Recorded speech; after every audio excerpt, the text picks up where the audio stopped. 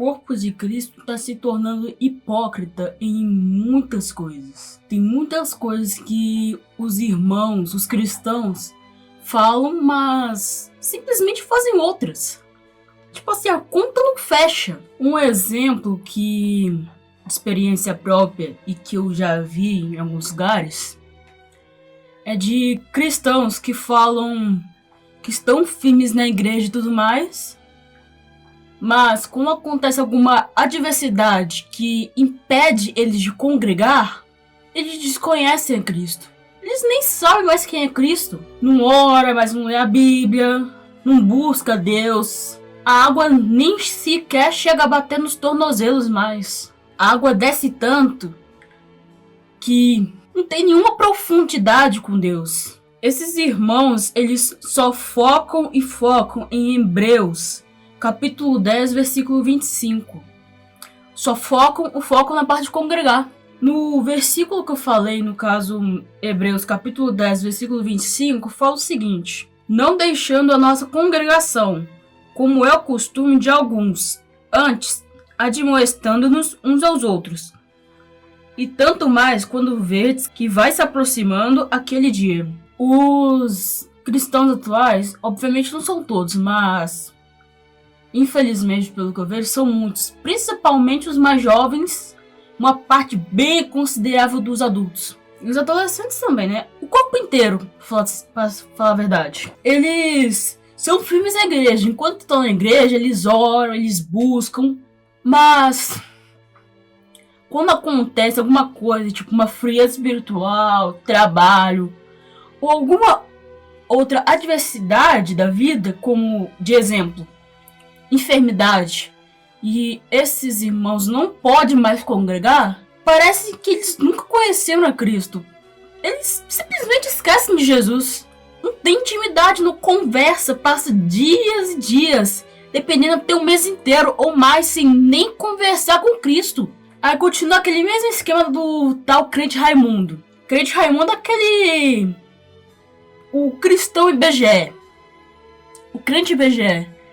Que um pé tá na igreja, mas o outro tá no mundo. Tipo assim, só é crente, da boca pra fora, mas a vida mostra uma coisa completamente diferente.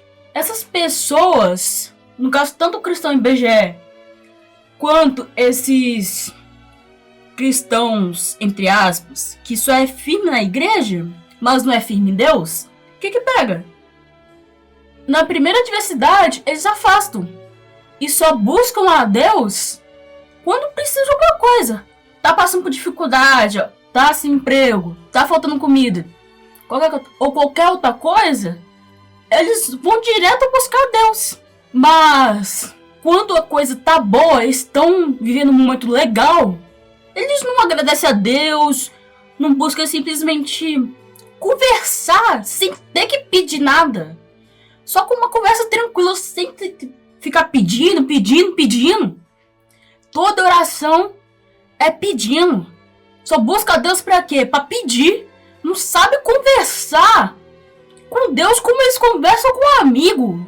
Com um amigo eles passam horas, dias, meses, um ano inteiro conversando com esse amigo e sem pedir nada pra ele. Com a família, a mesma coisa. Mas quando é com Deus, que teoricamente é pra ser o amor da nossa vida, que eles falam que amam de todo o coração, de toda a alma, de todo entendimento, só chega em Deus pra pedir. Não sabe conversar sem ter que pedir. Só sabe pedir favor e tudo mais, mas não presta nem pra agradecer. Mano, que palhaçada é essa? Pessoa que é firme na igreja, só vai nos cultos, tá lá participando. Às vezes tem até cargo ministerial. Tudo quanto é culto, é evento, é sei lá mais o que tá tendo na igreja, eles estão lá. Quando tá na igreja, eles são firmes, eles lêem a Bíblia, eles oram, eles buscam. Mas e quando eles não puderem mais ir na igreja, o que eles vão fazer? Eles não têm a palavra no peito, não têm intimidade real com Deus. Essa oração que eles fazem, essa conversa que eles têm com Deus, é superficial. Intimidade real, que vai sustentá-los quando eles puderem estar em igreja e quando eles não puderem. E quando a perseguição chegar até nós, eles vão se perder. Eu não tô falando que não é importante que você congregue, mas só isso não basta. Isso é muito raso.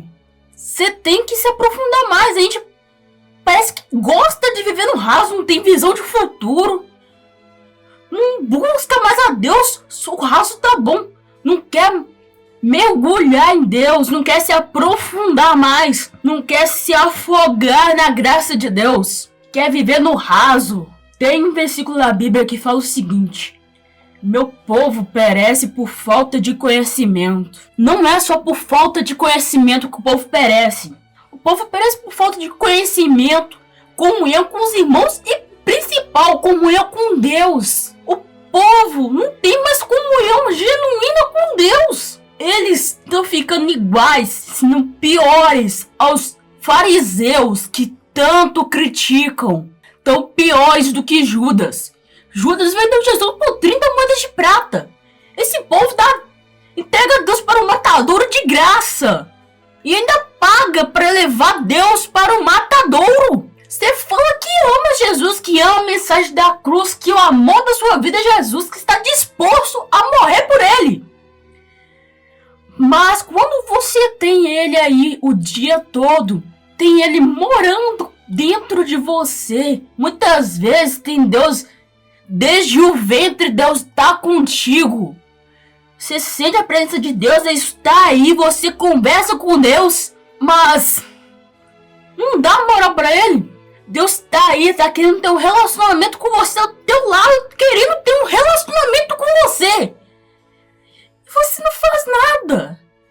Você troca ele pelo seu celular, por conversas tolas, por desejos imundos, por coisas banais. Você troca uma eternidade por um prazer momentâneo. Você troca um relacionamento com Deus por prazeres que vão apodrecer junto com teu corpo no pó da terra. Com prazeres que vão levar você à ruína. Pô, que lógica é essa, velho?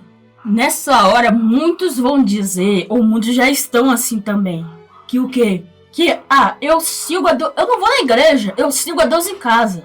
Não tem lógica isso, não tem o menor cabimento. Provérbios 27, versículo 17, fala o seguinte: assim como o ferro afia ferro, o homem afia o seu companheiro. O homem sustenta o seu companheiro, ele tá ali com um braço forte, tá ali nos momentos bons e nos momentos ruins. Assim como Deus é conosco. Deus tá conosco nas nossas alegrias, Deus se alegra conosco nas nossas alegrias. Na nossa tristeza, quando a gente tá triste, tá acabado, tá depressivo, tá ansioso, tá ruim demais, Deus, ele nos consola.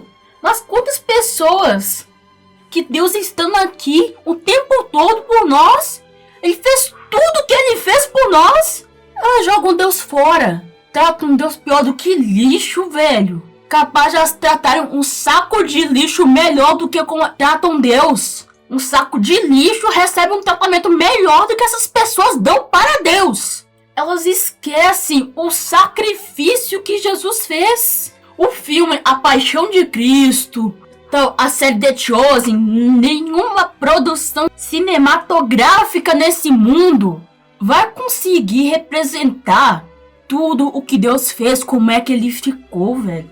O versículo em questão é Isaías 52:14, que fala o seguinte: assim como houve muitos que ficaram pasmados diante dele, sua aparência estava tão desfigurada que ele se tornou irreconhecível como homem. Não parecia um ser humano. Esse versículo faz parte da aparição, as dores e a glória do Messias.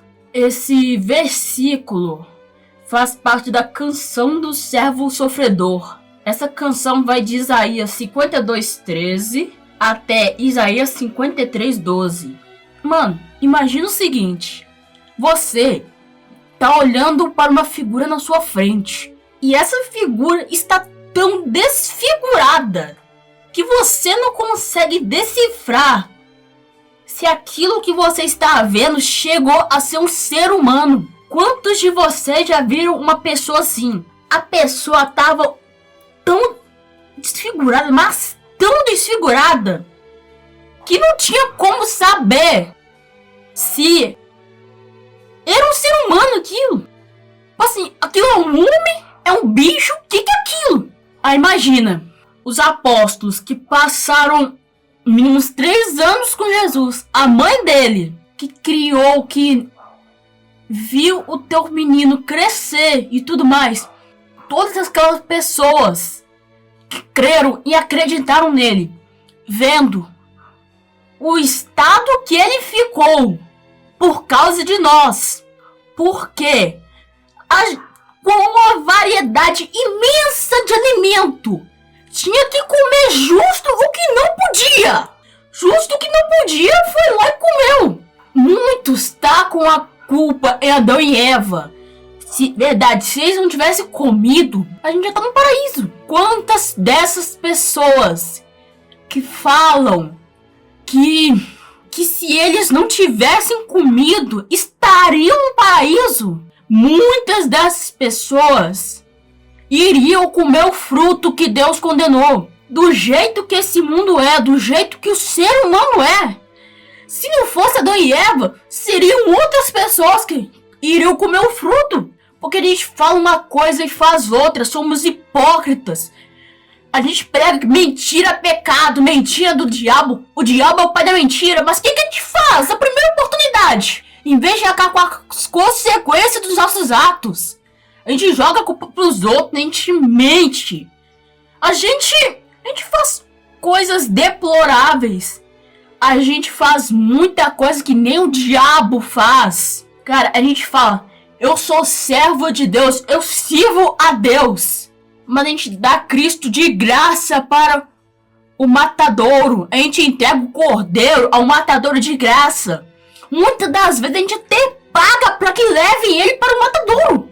O diabo é mais crente do que a maioria dessa geração. Muitos que se dizem cristãos são menos crentes que o diabo.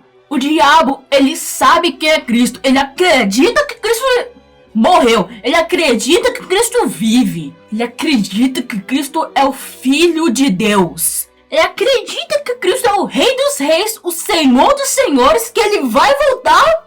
E quantos dos que se dizem cristãos acreditam nisso? O diabo sabe que Deus tem poder para fazer tudo.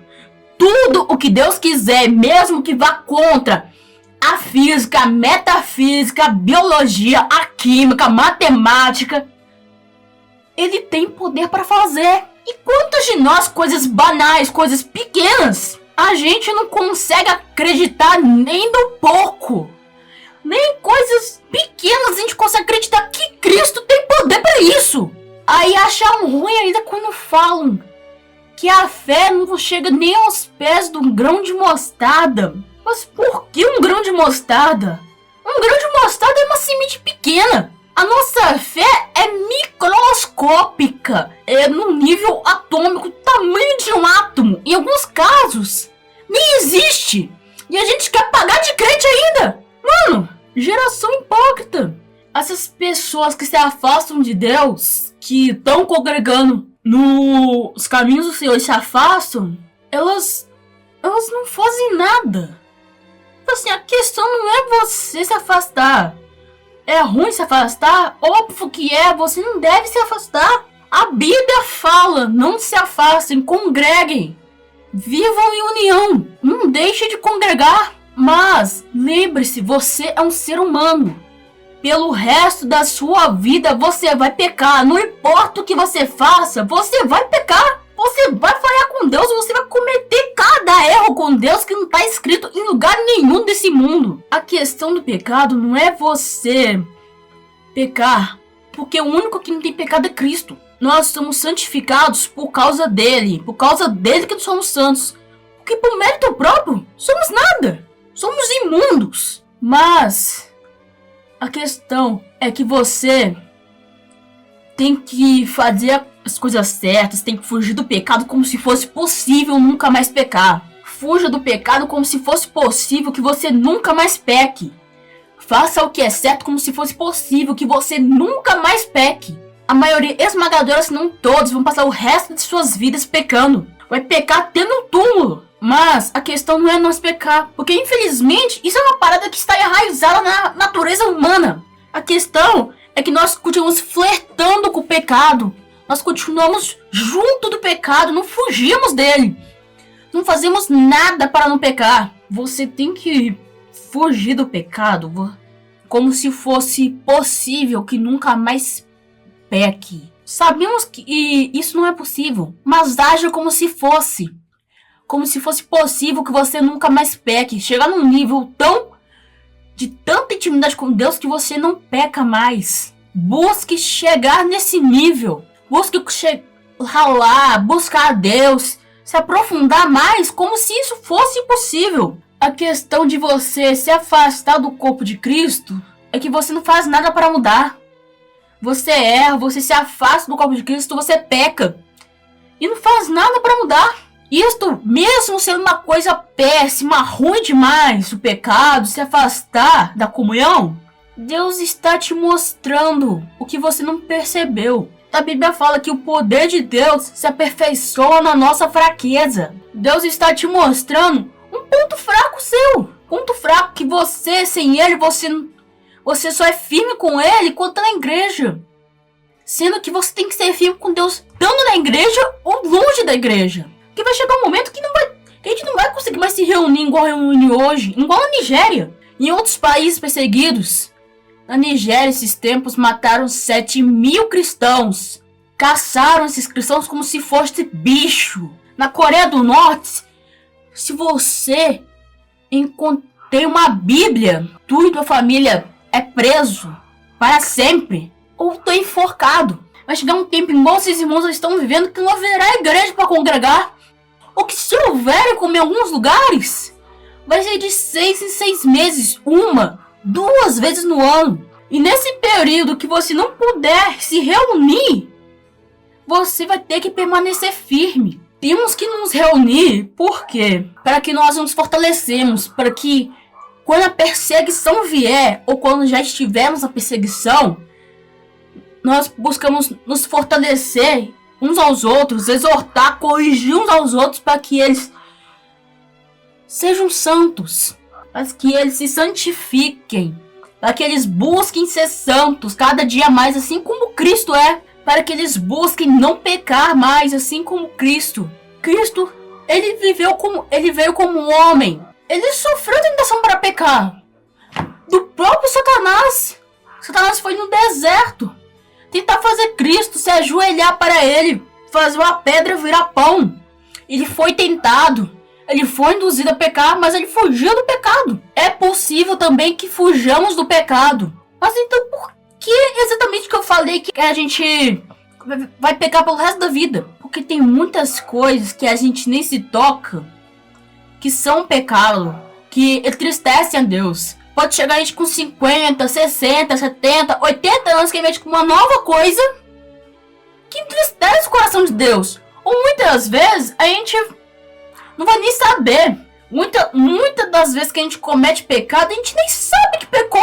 A gente nem se toca que pecou. Na oração do Pai Nosso fala o seguinte: perdoar as nossas dívidas, assim como nós perdoamos aqueles que nos devem. Perdoar nossas ofensas, em algumas traduções. Perdoar nossas ofensas, assim como nós perdoamos aqueles que nos têm ofendido. A gente ofende a Deus diariamente. 7 dias por semana, 24 horas por dia, todos os dias do ano. E muitas dessas ofensas são coisas que nem percebemos. Coisas que a gente nem vira a chavinha, a gente nem se toca. Que é pecado, que ofende a Deus, que entristece a Deus. Aí vem, cara. E a gente não faz nada pra mudar, velho. Um exemplo que temos é o apóstolo Pedro. Ele viveu com Jesus, ele caminhou com Jesus.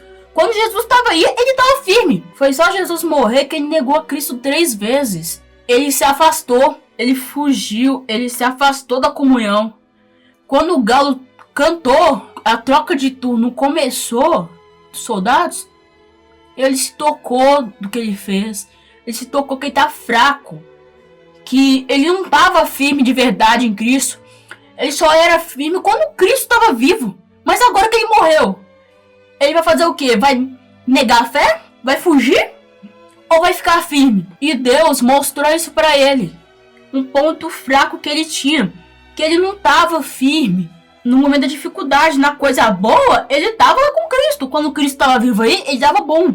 Mas e quando Cristo morreu? Ele afastou, ele não tava mais firme. Foi só Cristo morrer, ele não ficou mais firme. Mas o apóstolo Pedro, ele entendeu isso e buscou melhorar. Ele buscou corrigir essa falha dele, essa falha como cristão que ele tinha. E começou a buscar Deus mesmo. Tanto que esse cara, ele foi tão cheio do Espírito Santo que a sombra dele curava. O cara passava, se a sombra dele fosse em cima de alguém, essa pessoa era curada. E até o cadáver dele estava tão cheio do Espírito Santo que uma vez arremessaram um cara no cadáver dele, dentro da sepultura dele.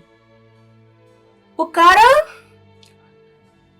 foi curado. A cura veio para ele. Imagina, temos aqui, partimos de um cara que negou a Cristo. Não foi uma, não foi duas, foi 3 vezes. Ele falou, eu nunca vou te negar, e negou 3. Para um cara que foi tão cheio do Espírito Santo que a sombra do cara curava. Até o cadáver dele estava curando gente. Olha a evolução. Ele era fraco na fé ainda. Ele vacilava muito na fé.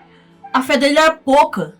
Mas ele buscou melhorar isso, buscou corrigir isso, buscou mais a Deus. E olha o que ele virou.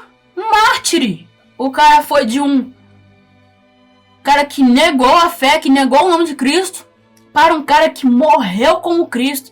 E ainda se recusou, de acordo com dados históricos e teológicos, ele se recusou a morrer como Cristo. Tanto que foi crucificado de cabeça para baixo, na cruz invertida.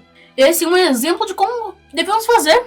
Porque muitas vezes simplesmente acontece. A frieza espiritual vem, as adversidades da vida, e a gente esfria na fé, mesmo estando na igreja, ou a gente se afasta da igreja.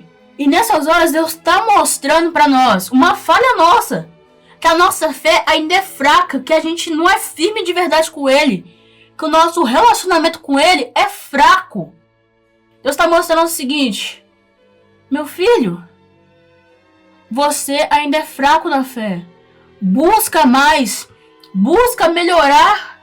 Cara, essa experiência de você se esfriar, se afastar e tudo, serve pra você perceber o seu ponto fraco e melhorar ele. Para que quando acontecer novamente de você estiver longe da igreja, você não puder congregar, que você consiga permanecer firme e até falar de Deus em onde você estiver, para levar o evangelho para mais lugares. A gente vai errar muito, a gente vai pecar, vai falhar demais nessa vida. Infelizmente, isso é uma parada que é comum do ser humano, é da natureza nossa. Infelizmente, é assim, velho. Mas o cristão não é aquele que não peca, que não erra, que nunca vacila ou que nunca cai. O cristão é aquele que, apesar dos seus erros, apesar dos seus pecados, apesar de tudo, persiste em fazer o que é bom. Persiste em ser como Cristo, velho. Nós devemos ser assim. O cristão, ele não é aquele que não peca. Porque, infelizmente, é a nossa natureza. A gente vai pecar muito ainda. O cristão é aquela pessoa que ama o pecador, mas abomina o pecado. A gente tem que amar e acolher as pessoas. Esse é o nosso dever como cristão. Mas nós temos que abominar com todas as nossas forças o pecado. O pecado é algo sujo, é algo imundo, é algo que vai levar à nossa ruína. E nessas adversidades, Deus está te chamando para fortalecer a tua intimidade com Ele. Está te mostrando onde que tu tá errando. Tá te chamando. Filho, bora ficar mais junto de mim. Bora ficar mais próximo de mim. Bora fortalecer essa intimidade, essa relação que nós temos. Porque senão qualquer coisinha te desvia. Cara, se você se afastou, busca a Deus. Ainda tem tempo, tem chance. Bora voltar pra casa de Deus, bora fortalecer tua relação com Deus. Eu sei que é difícil, fácil não é. Se fosse fácil, todo mundo tava fazendo. Se fosse fácil, não haveria ninguém desviado, não haveria ninguém afastado. Mas olha a quantidade de gente que tá afastada, que tá desviada. Isso é sinal que não é fácil. Mas tem muita gente também que mesmo afastado, que mesmo desviado, conseguiu voltar pra casa de Deus. Então, velho, isso é difícil pra caramba, é um empecilho grande, mas não é desculpa pra você não voltar pra casa de Deus. Regredir é algo que acontece, infelizmente acontece. A questão não é que você regredir, não é você esfriar, voltar um passo atrás. A questão é você ficar nesse lugar. Você não faz nada pra melhorar e não buscar usar essa experiência para consertar seus pontos fracos. Os pontos que te enfraquecem como cristão. Use esses pontos, essas falhas suas, para te fortalecer tanto como homem, quanto como cristão. O tempo está acabando. O Cristo está tão perto, mas está tão longe ainda. Tem uma passagem da Bíblia que fala sobre a profecia do fim dos tempos. O sol se converterá em trevas e a lua em sangue. Pelo que eu me lembro, esses dias, eu vi uma notícia de que a NASA ela encontrou uma mancha preta no sol. E que na lua foi encontrada ferrugem de cor avermelhada. O rio Eufrates está secando. O tanto de guerras que está tendo. Cara, não perca mais tempo. Volta pra casa de Deus. Volta pra presença.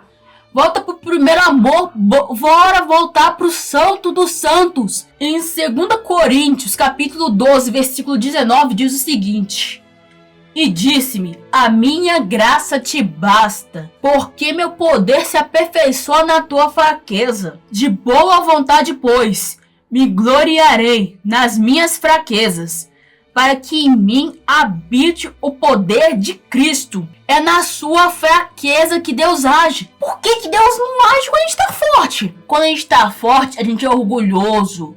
O ego é elevado, a gente fala as coisas sozinho, eu não preciso de ninguém. Mas quando a gente tá fraco, a gente reconhece que precisa de ajuda, que precisa de Cristo. Quando a gente tá forte, a gente esquece de Cristo. E não pode ser assim. Por isso que o apóstolo Paulo fala que de boa vontade ele vai se gloriar nas suas fraquezas. Porque é essa fraqueza, é nessa fraqueza que Deus age. Que ele fica mais cheio do Espírito Santo, que ele fique mais cheio do poder de Cristo, que ele fica mais próximo de Deus. E bendita seja a dor que te aproximou do Senhor. Cara, não importa o sofrimento que você teve, se foi esse sofrimento que te aproximou do Senhor, que te trouxe de volta ao primeiro amor, te fez mais forte, glória a Deus. Sofrer, você vai sofrer de qualquer jeito. Estando em Cristo ou estando com o diabo, você vai sofrer. Não tem jeito. Mas então por que sofrer com Cristo? Porque mesmo que você sofra as maiores atrocidades, tudo de ruim que esse mundo tem para oferecer para os cristãos, você vai ter certeza de que se você continuar firme, persistir, caminhar junto com Cristo, seguir os passos de Cristo, ser um seguidor do caminho, ser um seguidor de Cristo, um cristão, quando você passar para o outro lado, para a outra vida, você vai ter certeza que vai estar junto de Deus, num lugar onde não haverá morte, não vai haver dor, não vai ter tristeza, não vai ter choro. Você vai estar feliz, você vai estar com Cristo, parceiro. Nada nesse mundo chega aos pés de tu tá com Cristo. Tu tá no céu com Cristo. Nada que esse mundo tem para oferecer. Dinheiro, homens, mulheres, ostentação, comida. Nada chega aos pés de você passar uma eternidade com Cristo. Mas então por que tem pessoas boas que não vão para o céu? Que cara, qual o sentido de você querer ir para o céu, passar a sua eternidade com Cristo, sendo que você não procura um relacionamento com Ele? Você não quer saber de Cristo, você não faz nada para procurar Cristo, você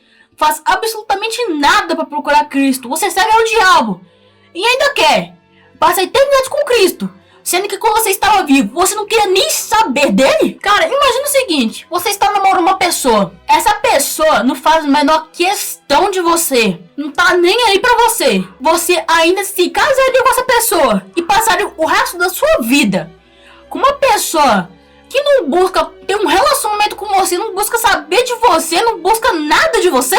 Eu tenho certeza que não. Então, assim, por que nem você aceita isso? Um relacionamento com uma pessoa, passar o resto da sua vida com uma pessoa que não tá nem aí pra você? Por que Cristo tem que aceitar isso? Pô, você fala que não aceitaria passar o resto da sua vida com uma pessoa que não tá nem aí pra você, mas quer que Cristo aceite isso? Mas quer que Cristo aceite você passar o resto da sua vida com ele, sendo que você não faz nada pra mudar, pra estar com ele? Cara, você cai e não busca se reerguer. Você não faz nada para sair desse buraco. Você cai no fundo do poço e não faz nada para subir de volta. O problema não é você cair nesse poço, cair no pecado. O problema é você continuar nele, você não fazer nada para subir, para sair do pecado, para subir de volta à superfície. Você sai desse pecado, você não faz nada para sair do pecado e nem nada para nunca mais cair nesse poço, para nunca mais cair no pecado. Muitas das vezes você até fala as coisas para conseguir sair desse poço, desse pecado, mas não faz nada para nunca cair novamente. Você cai, levanta, cai, levanta, cai, levanta. Que isso, irmão? Você tem que lutar para sair desse poço e para nunca mais cair nele novamente. É assim que o cristão deve ser. Em 1 Coríntios, capítulo 15, versículo 17, diz o seguinte: E se Cristo não ressuscitou, inútil é a fé que vocês têm, e ainda estão em seus pecados. Cara, você começa a duvidar sobre Cristo, ou negar que Cristo ressuscitou dos mortos. Você é menos crente, tá menos crente que o diabo, e ainda fala que tá firme em Deus. Você nega Cristo, nega a ressurreição de Cristo. Então qual o sentido dessa fé, velho? O pilar da nossa fé é quem Cristo diz ser, quem ele afirmou que era. Se você não acredita em Cristo, em quem ele afirmou ser, que ele ressuscitou, a tua fé é inútil. Tua fé não tem valor de nada. Cara, e a parte que ainda fala o seguinte: e ainda estão em seus pecados. A morte de Cristo, ele morreu para perdoar os nossos pecados. Mas como que Deus sabe o valor, a dívida do pecado foi paga? Através da ressurreição de Cristo. Se Cristo não ressuscitou, os nossos pecados não foram pagos. A nossa dívida não foi perdoada. O tetelestai não aconteceu. Então qual o sentido de uma pessoa falar que é cristã, que é isso, que é aquilo, sendo que a vida dela mostra que ela não acredita em Cristo? Ela fala que acredita em Cristo, mas isso não passa de palavras vazias. Ela fala: eu sou cristão, eu acredito em Cristo, eu sou crente, eu não acredito no diabo, eu tenho abomínio do diabo. Mas a vida dela prova que ela não acredita que Cristo morreu nem na ressurreição de Cristo. Se a vida dela prova que ela não acredita na ressurreição de Cristo, inútil é a fé que essa pessoa tem. Se Cristo para ela não ressuscitou, ela ainda está presa nos seus pecados. As ações têm mais poder que palavras. As ações têm poder. Se as suas ações provam uma coisa e você diz outra, tu é hipócrita. As suas palavras falam quem você pensa que é, quem você quer que os outros pensem. As suas ações provam quem você realmente é. E se você, através das suas ações, não acredita que Cristo ressuscitou, a tua fé é inútil. E se a tua fé é inútil, você permanece no seu pecado. As suas ações têm que provar que você acredita que Cristo morreu, que ele ressuscitou, que ele pagou seus pecados e que está sentado ao lado de Deus. E que ele vai voltar. Então, cara, saia desse buraco, saia desse poço. Busca a Deus enquanto é tempo. Busca se fortalecer, busca corrigir esses pontos fracos que você tem. Busca o primeiro amor, a intimidade. Volta para o santo dos santos. Enquanto é tempo, cara. Porque ainda tem tempo para você. Mas vai chegar um tempo que não vai haver mais chance.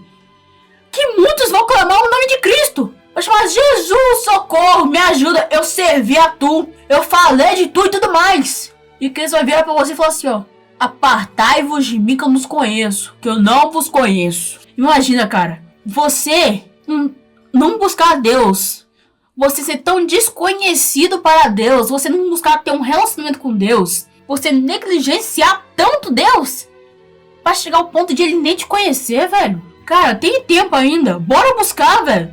Busca. Se você, eu não sei por onde começar, gente, comenta aqui. Busca ajuda, busca algum amigo, alguma referência familiar que é cristão, que vai te ajudar nessa caminhada, para que você possa voltar para Cristo, para o primeiro amor, que você possa ter um relacionamento genuíno com Ele, e não relacionamentos de fachada, que para os outros você parece que é cristão, mas a sua vida prova o contrário. No seu íntimo, o seu íntimo diz outra coisa. Você pode até ler a Bíblia, pode até orar, mas o seu coração está longe de Cristo. Bora buscar. Cara, e se você tem alguma pessoa que tá nessa situação, ajuda ela. Busca ela. Busca fortalecer essa pessoa, velho. Em 1 Tessalonicenses, capítulo 5, versículo 11, diz o seguinte: por isso, exortem-se e edifiquem-se uns aos outros, como de fato vocês estão fazendo. Em Hebreus, capítulo 3, versículo 13, fala o seguinte: pelo contrário, encorajem-se uns aos outros todos os dias, durante o tempo que se chama hoje, de modo que nenhum de vocês seja endurecido pelo engano do pecado. E ainda mais, temos Hebreus, capítulo 10, versículo 24 a 25. E consideremos-nos uns aos outros para estimularmos ao amor e às boas obras. Não deixemos de reunir-nos como igreja, mas encorajemo-nos uns aos outros, ainda mais quando vocês veem que o dia se aproxima. Busquem fortalecer uns aos outros, para que nenhum de vocês fiquem para trás, para que quando Cristo voltar, todos possam estar no céu, que não haja nenhum que se perdeu, que nenhum que vai ficar para trás. A fé de vocês, a fé que vocês têm que transparecer para o mundo, não pode ser uma fé fingida. Em 2 Timóteo, capítulo 1, versículo 5, fala o seguinte: recordo-me de sua fé não fingida, que primeiro habitou sua avó Lóide e em sua mãe Eunice, e estou convencido que também habita em você. A fé que devemos ter não pode ser uma fé fingida, uma fé que você finge que é crente, finge que é cristão, mas o seu coração diz outra coisa. A sua alma não pertence a Deus. A sua alma faz completamente o contrário do que o cristão faz. Suas atitudes não condizem com o cristão. Tenha uma fé transparente, uma fé não fingida, para chegar ao ponto de uma pessoa olhar para você e falar: você é um deles. Assim como Pedro, antes de negar Jesus, as pessoas só de bater o olhar nele sabiam que ele era um deles, que ele era um seguidor do caminho, que ele era um seguidor de Cristo. O jeito que ele andava, o jeito que ele falava, o jeito que se portava, as roupas que ele vestiu, tudo dizia claramente: esse cara é um cristão. Assim que devemos ser. A gente tem que ser de uma forma que as pessoas, só de bater o olho em nós, possam falar que você é um cristão, que o Espírito de Deus habita em você. E te apressem, que perto está o dia dele voltar.